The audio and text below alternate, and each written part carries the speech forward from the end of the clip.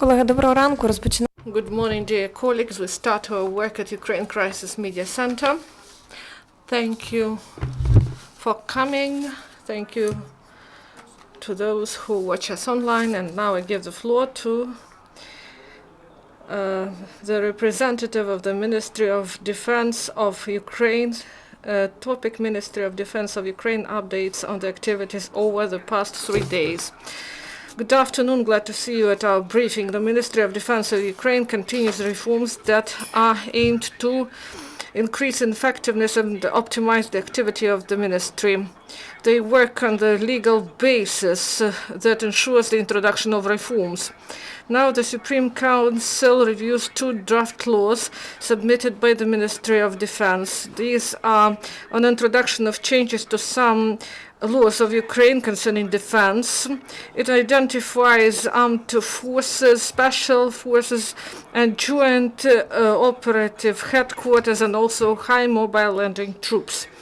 Also, there is a draft law of Ukraine on introduction of changes to the Article 282 of the Customs Code of Ukraine, an exemption from customs duty of the military purpose equipment, and it broadens the list of products of military purpose that are freed from VAT.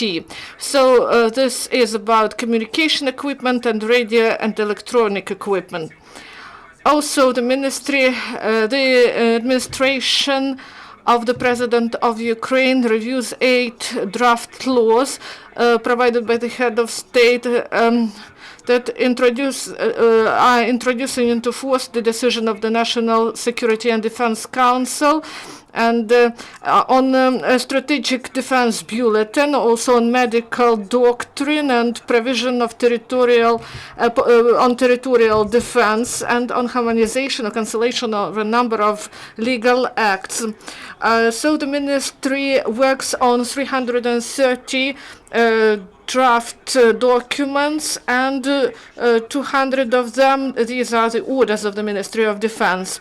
There is a special committee in the framework of the ministry that works on the plan of actions that is concerning the legal matters.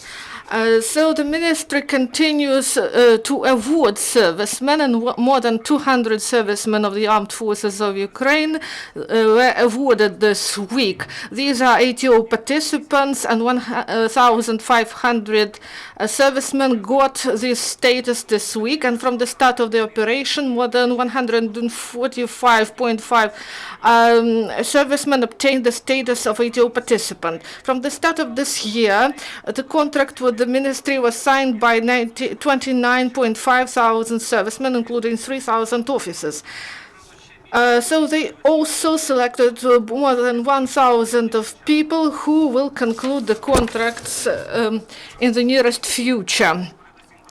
So the armed forces of Ukraine provide monetary compensation, and it resembles the average salary of employees. So the soldier can get 7,000 hryvnias, and the officer starting from 9,000. Also, for the completion of tasks in the ATO area at the first line of contact, the system includes the additional payment of 4,200 hryvnias, and in the outside this line they get 1,200 hryvnias.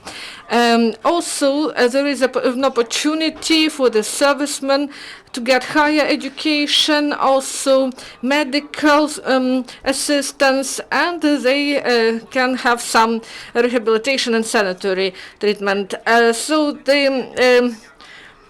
Those servicemen who are in ATO area get compensation. As of today, 29,000 servicemen of ATO operation got 130 million hryvnias.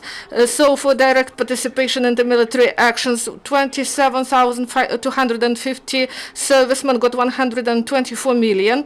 The families of those who were killed in this operation got 1,212 million hryvnias of time monetary assistance. About 450 million hryvnias was obtained by those ATO servicemen who were wounded or became disabled. Also, the children of the servicemen can study free of charge in high educational institutions and in colleges due to the money that are provided by the state or local budgets, and they can choose the specialty they want. Also, the servicemen of the members of their family have the preferential right to enter those military and physical education institutions that have military departments. And this benefit is provided for those children whose parents served for more than 20 years, or one of their parents was dismissed because deterioration of the health of or some organizational means. And if one of the parents is a serviceman who became disabled due to the illness connected with his service. As of today, 89 servicemen who took part in ATO operations are treated in the hospitals, and 37 servicemen are rehabilitated in sanitary institutions. And from the start of this year, 285 ATO participants were rehabilitated in the medical institutions. 19 wounded servicemen are treated abroad, 6 in Germany, 4 in Lithuania, and 4 in Estonia, 2 in the United States, in Latvia, and 1 in Poland. Ukrainian servicemen continue to clear the territory from explosive devices left by the occupants. This week, engineers of the armed forces of Ukraine cleared from mines about 15 hectares, and they deactivated more than 1,280 explosive devices. From the start of the ATO operation, military engineers deactivated in ATO area more than 130.5 thousand mines and explosive devices, and cleared from mines and explosive devices about 2,430 hectares of land. Do you have some questions or comments? If there are no, thank you. This is the end of press conference. Thank you. Dear colleagues, our next press briefing is at 10:15.